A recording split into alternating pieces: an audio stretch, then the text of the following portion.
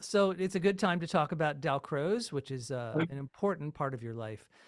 First of all, you would be a much better person to introduce our audience to Dalcroze than I would. Would you please talk about who he was and why you care about him? Yes.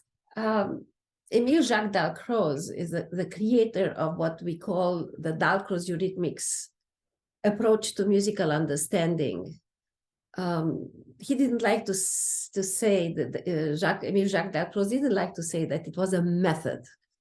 Although it was a method, it is a method of approaching music, but a different kind of method than anything else I ever studied in relationship to music.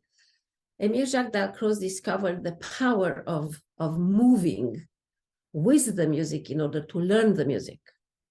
So his education is called for the music, through the music. So in other words, if I would like to teach you a musical concept, here is the music, show me something that I ask you, and show me if you hear major and minor, for instance. So clap the beat if it's major and step the beat if it's minor. So you listen to music, you are absorbed in something, doing in what we call active listening, which is such an overused word, but that's what it is. To understand what's actually happening in music, instead of looking at a piece of paper, said if you have a flat is minor and if you don't have a flat is major, and all this taka, which is really not necessary because it doesn't tell you what you have to listen to. So introducing music, introducing movement in order to understand musical concepts, and primarily rhythm, because rhythm is the carrier of music and rhythm is physical. It's not intellectual. If I show you a quarter note, okay, doesn't tell you how you're supposed to feel it or how long it is or what does it mean. So the sign itself doesn't mean too much, but the music, the moving it, stepping it, clapping it, conducting it, teaches you something about that rhythm. So in essence, it's learning musical concepts through movement. Once you define those musical concepts, like in the theory book, what is the translation in movement? What does it mean, an accent? It's a release of energy. What kind of energy? How do you release this energy? What does it mean? So how do you, and it's a musicianship, deep musicianship course of study in which you really understand the music from inside out. Has 3 disciplines. One is rhythmics, which is really training the body and the ear in rhythm. Is the solfège, which is the ear training, which is typical for Dalcroze. It's extremely musical and based on a lot of improvisation to understand the music, and improvisation itself, which is the discipline that he introduced later and makes a lot of sense. If I'm learning, for instance, Aeolian mode, how do you know that you know Aeolian mode? I know what is Aeolian mode. If I can improvise a tune in Aeolian mode, I own it. I'm not reading it or recognizing it. I own it. How do you know if you know 5/8? Improvise a rhythm in 5/8, you know 5/8. So that's the third discipline. So that was something that I saw at Longy when I came to the United States, trying to go back to music in a way or another. And Lisa Parker was the fantastic teacher who was teaching these disciplines. And when I visited Longy and I saw what people were doing there, I was like in that movie, I want to have what she's having. So I can understand, given what you've said before about how you had improvisation trained out of you and then you found it again in guitar, I can see the appeal of the improvisation aspect. But I also see a contradiction, which may not be a contradiction. You can explain this to me. As an architect, as a drafts person, you deal with symbol and you deal with frozen things that are set. And this is much more like music notation. This is opposite of what you're talking about with the living music. Is there a contradiction here, or is architecture in some way related to this idea of moving and seeing meaning? Oh, I love this question. I love this question because I was teaching at Launji a course called Music and Architecture. I don't think so. First of all, no, nothing is frozen. In order to understand an architectural space, you have to travel in it. You go from here to there. You're not frozen. It's not two-dimensional. It's four-dimensional. You have 3 dimensions plus the time that you are required to function in that space. Doesn't matter what it is, if it is your house or it is a temple or it is a yard or whatever that is, you are functioning, you are moving in that space. And you are moving in that space based on what the environment makes you to move in a certain kind of way. Music makes you to move in a certain kind of way. You know, if you go in a fantastic church, yes, you will never run. You cannot run. The architecture will not let you run, not other people. You can't run because you don't feel like running. You feel like walking very slowly and looking right and left and having this, your chest just elevates, yes? Okay, here it is a beautiful Beethoven march, which is going to have the same effect on you. So I find very many parallels between music and architecture. And I did teach a course in music and architecture in which the music students had to build a model, literally a model based on a piece of music. So I got that very. Beside that, you know, music, just like architecture, it's first on the paper. You need somebody else to translate what is on the paper. Yes, you need other people. You need an orchestra, musicians, and so forth to make the music. And the same in a building, you need the constructors and this and that in order to have the building. So they have many parallels between music and architecture. And I draw graphical scores for my students when we study a score, which looks like, you know, something interesting scribbling, but you can see the structure of the music on a piece of paper instead of having, I don't know how many pages. You have one. Here it is. What's happening in the piece? Yes, I'm struck. Go ahead, please. I'm sorry. No, I don't see a contradiction between them. I see a lot of parallel: structure, beat, form, texture, dynamics, color.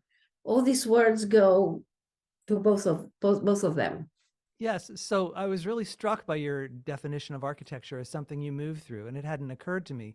And I can see a parallel in which instead of you moving through a piece of architecture, you're sitting listening to music and the music is moving through you. So it's the same sort of relationship, time. The only difference, of course, is with a piece of Beethoven. If Beethoven's symphony is a building, you only get to go through it one way.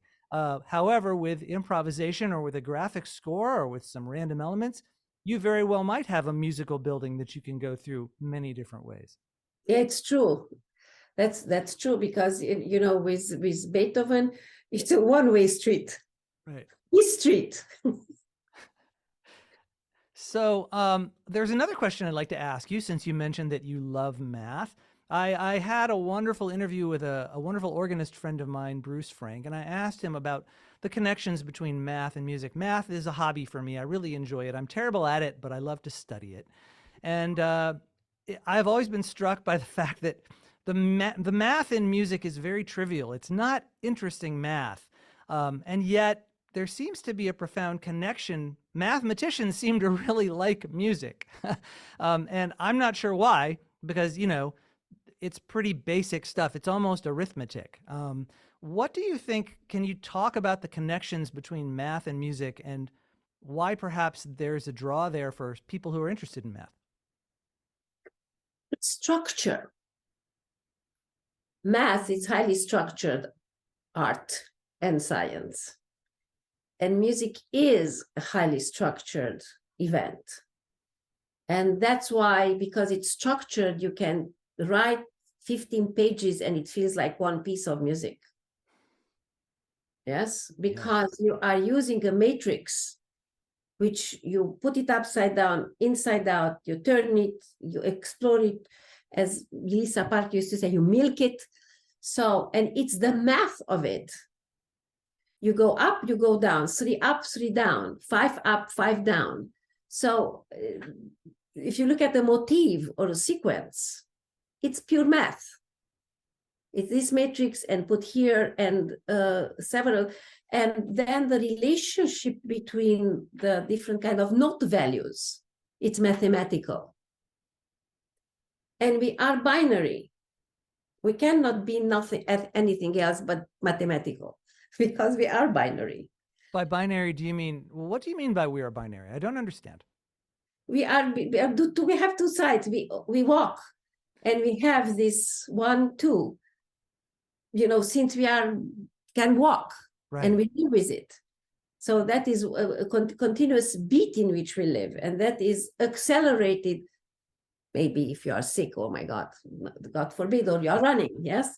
So accelerated. And the heartbeat and the stepping it's conditioning our life. The heartbeat, so the beat, which is essential in music. But going back to the mathematics, intervals, frequencies, the relationship between the tones is all mathematical. The overtones are mathematical. So you cannot escape. You cannot escape math in music, because it's physics, and physics is with math.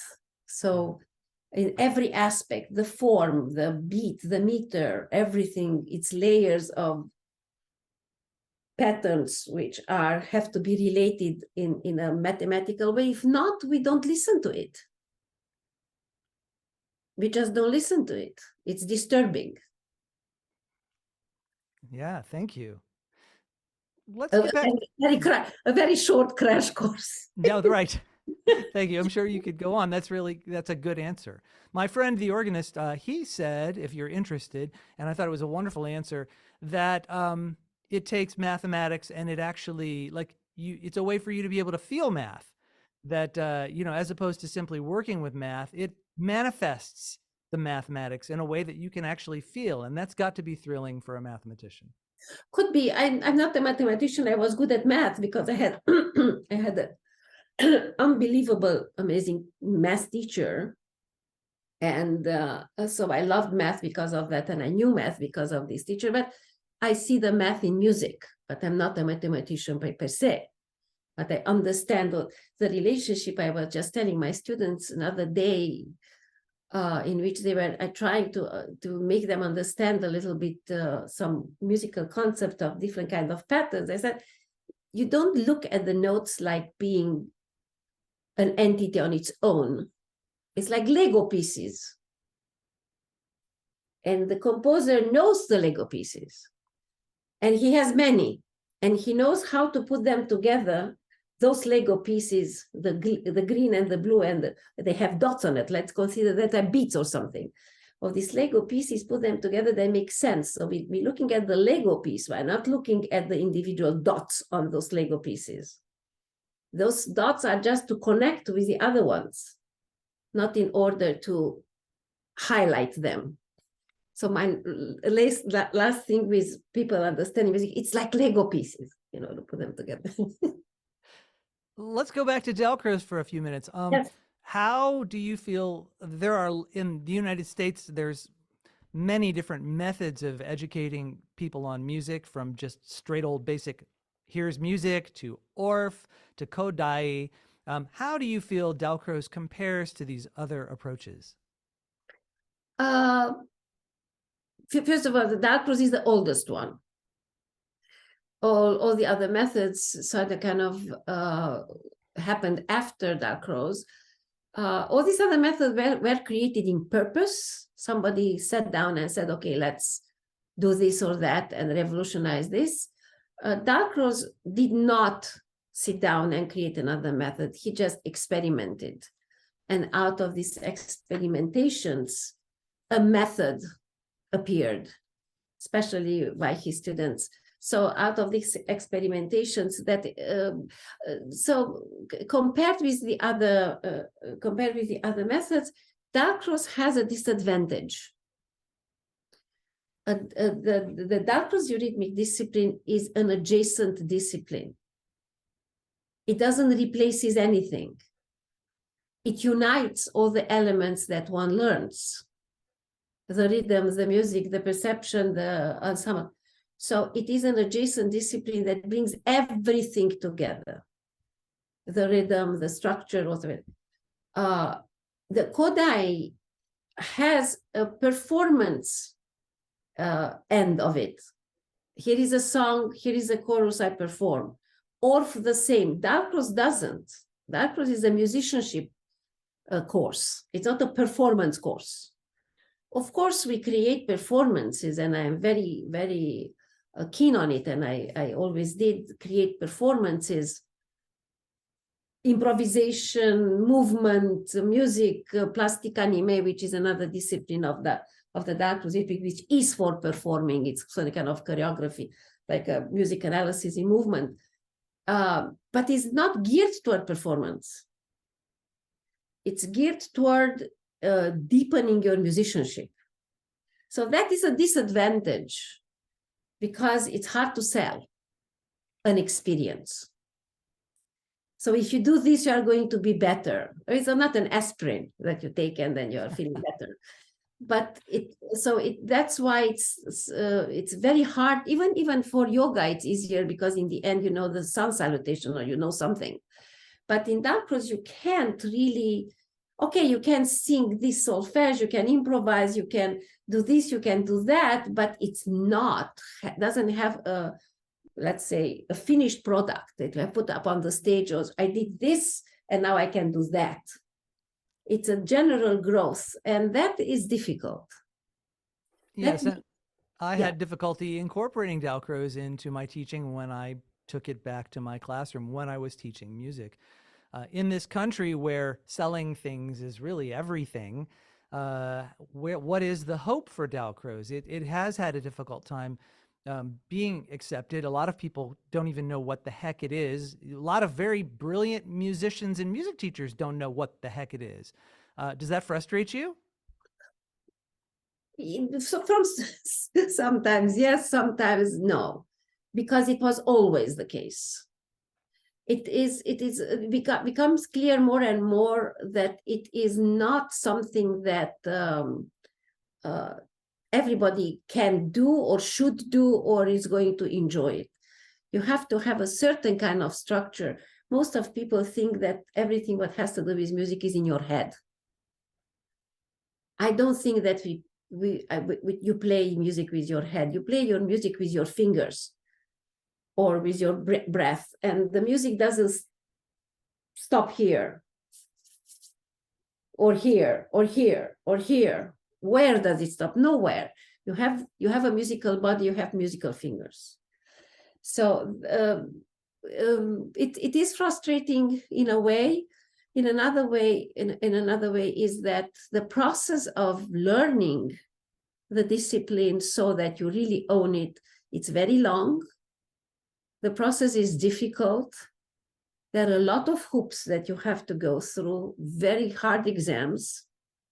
And to learn all this stuff that you need to learn in order to become a Dalcroze certification, to have a Dalcroze certification or license, takes years, almost like a PhD, sometimes more. So that's why it's not popular. It's not a quick fix. It's not something that one can really do very quickly and get certified, and you do a couple of workshops, I don't know, a couple of Sundays, and that's it. So it goes deeper. And the more you do it, the deeper you realize that you go. Although at the beginning, it always looked like okay, what's the big deal? Everybody can do that. And once you start doing it, you realize that it's much more deeper because you are involved in it emotionally, physically. So your emotions are there. It's your journey, your experience. It's very transformative. And we are going to be always a small number, and we have just to live with it. How have you been transformed? Oh, okay. Let's make a list about that. First of all, it was some kind of validation through the process that what I was doing with my own children with music at home was very similar with what I saw that Lisa Parker was doing at that first workshop that I saw. I remember that I saw people moving around bare feet and conducting and singing, and this beautiful woman was playing the piano. That was Lisa Parker. And I said, these freaks have a name? Yes, the Dalcroze. I want to be one of those freaks. So first, it was a validation of what I understood. When I was little, I had to do ballet. So for me, music and movement was always one thing. So I didn't have to learn that. I knew it. So when I saw for the first time, it made for me all the sense in the world. Nobody had to explain to me why people move. So that was for me very clear. So the premise was there for me. I become a much better musician, of course, doing in this process, and becoming more a singer than a pianist. It is said that singers don't have good rhythm, and for good reason, because the singers never move anything. Everybody moves something. The singers have to be like this, feel the beat. How can I feel the beat if I never did the beat? So yeah, I become a much better musician, and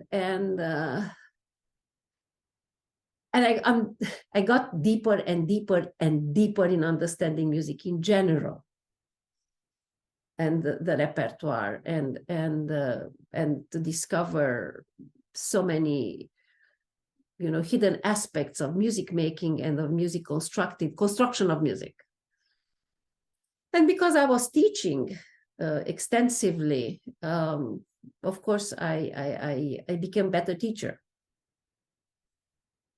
And the method itself, it's so flexible that you can adjust it from the senior citizen to the 4-year-old, to know for whom to give what, which for me intellectually is very satisfying, because you always have to solve a problem. How do I translate that to this category, or to this category, or to this category, or to this age, or for this professional musician, no professional musicians? So what do you do with all these tools that you have? How you adjust it to the different kind of people you teach it to? So it's fun. Well, I hear that the music deepened things for you and validated things for you. Did it flip anything for you? Did it transform you in a way that surprised you?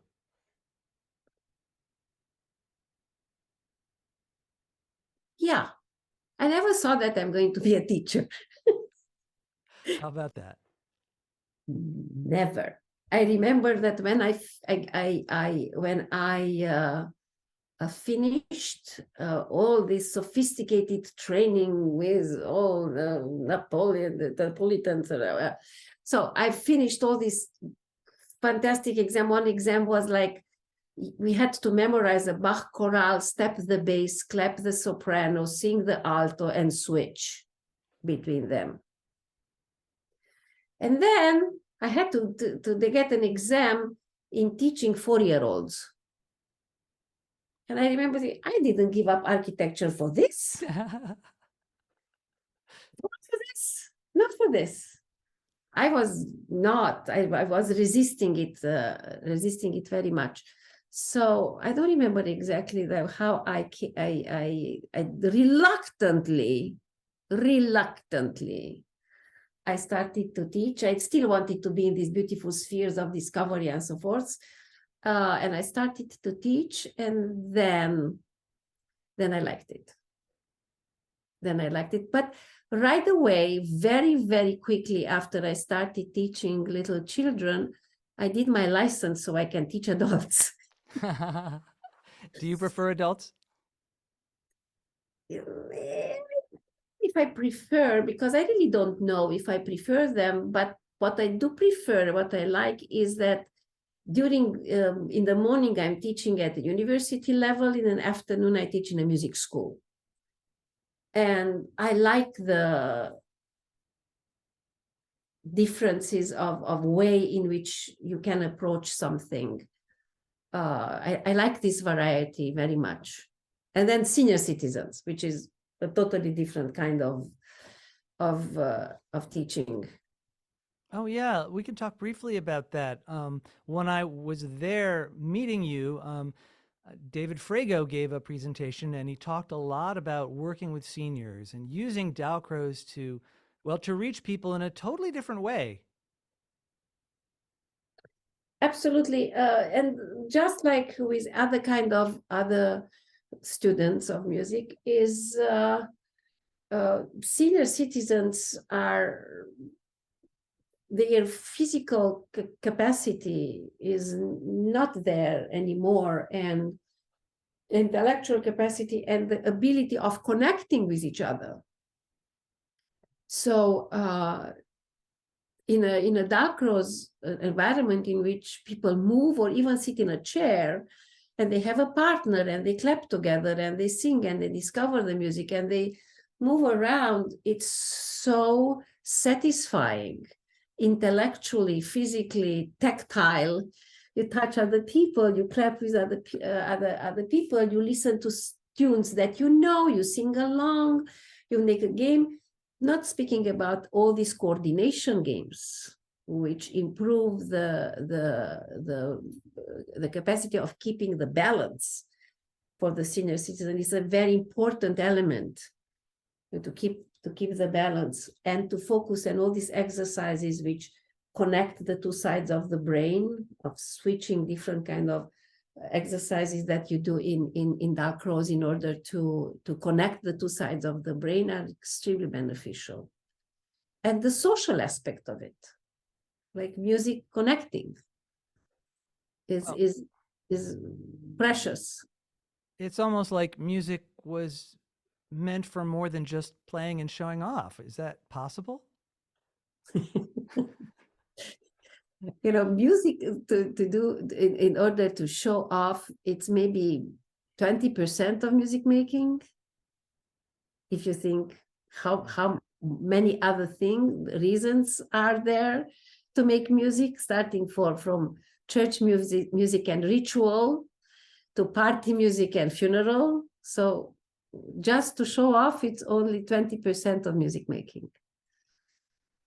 It's teaching and sharing and yeah. If people would like to ask questions of you, would you be willing to give out an email or some kind of a way to contact you if people are turned on or inspired by what you've said? Oh, sure. It's my email that I sent to you. That's my official email, Do you want to Adrianna, go? Yeah, go ahead. Adrianna@gmail.com. AudrianaAusch@gmail.com. Wonderful. Adriana Ausch, thank you so much. It's been such a pleasure to talk to you again. Well, thank you so much. That was really fun. Nice to see you again. It's nice to see you again. And audience, it's nice to see you again. Thank you very much for joining us on this trip. And if you like what you're hearing, please push that like button. If you have comments or questions for me or for Adriana, please include them in the comments. You know there's going to be more great interviews coming up, so we'll see you next time.